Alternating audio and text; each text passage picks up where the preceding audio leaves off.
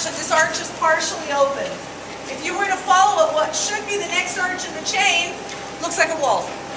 Because what happened over there was that the arch was in such poor condition that they thought everything was going to collapse and they filled it in so it wouldn't collapse. But if you go past that metal grate and you follow this path of the arches one after another, they go some open, some closed, all the way to the Jaffa Gate. We're going to follow them though in this direction, so here's the next arch over here. It's sealed up because they're excavating inside. In fact, the next three are sealed up because they're excavating inside. So we're coming closer and closer in this direction to the western wall and the Temple Mount. These are the arches in the original bridge. 2,000 years ago, we took the traffic back and forth from the upper city to the Temple Mount. Sorry. Today, if you walk in the Jaffa Gate and you follow the path of the Arab market, you're walking on the bridge. It just doesn't look like a bridge anymore. Because what happened is when they expanded the city, they added on the arch that we're standing under and built on top. And then they added another arch and built on top and another one in both directions. So the bridge got swallowed up by the expansion of the city, and today it doesn't look like a bridge at all. It only looks like a street in the old city. Okay, so we're going to walk with it, following it, coming closer and closer towards the wall.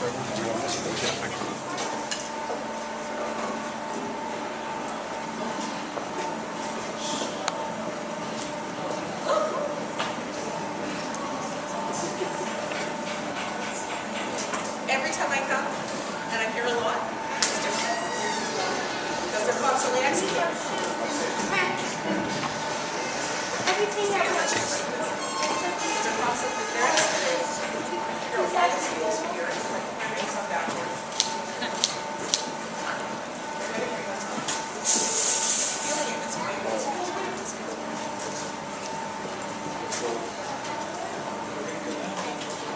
Okay, so we're standing underneath one of the arches of the bridge.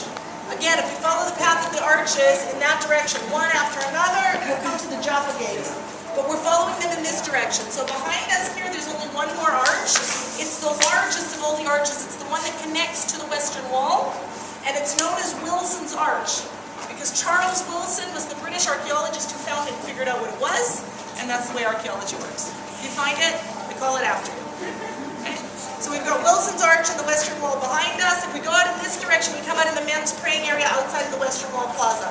You'll note that in the men's section of the praying area, there's an arch on the left-hand side, and you often see the men going in there.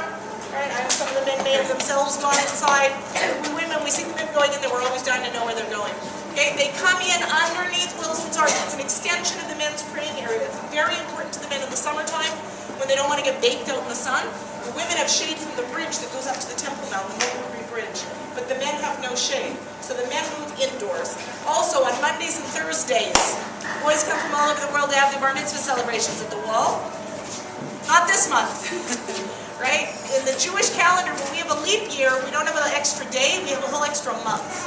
So we're actually in the leap month right now. So this month, there's no bar mitzvahs, right? They're next month. What? Was this the bridge, or was this supporting the bridge? This is the arches that support the bridge. The bridge would have been above it, right? Okay? So,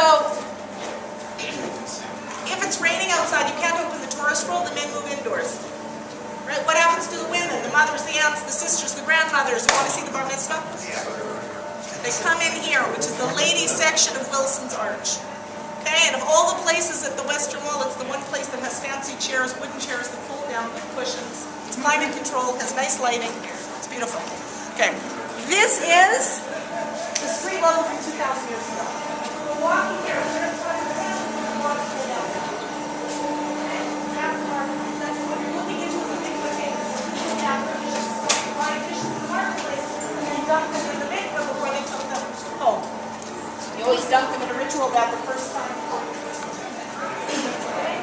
So that's the street level from Jerusalem, from 2,000 years ago. What happens to Jerusalem over the last 2,000 years? Conquered, destroyed, rebuilt. And then it's conquered, destroyed, rebuilt.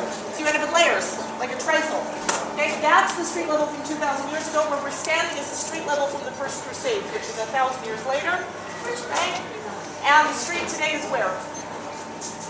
Up there, right? So just get a perspective that the street went from down there to up there over 2,000 years.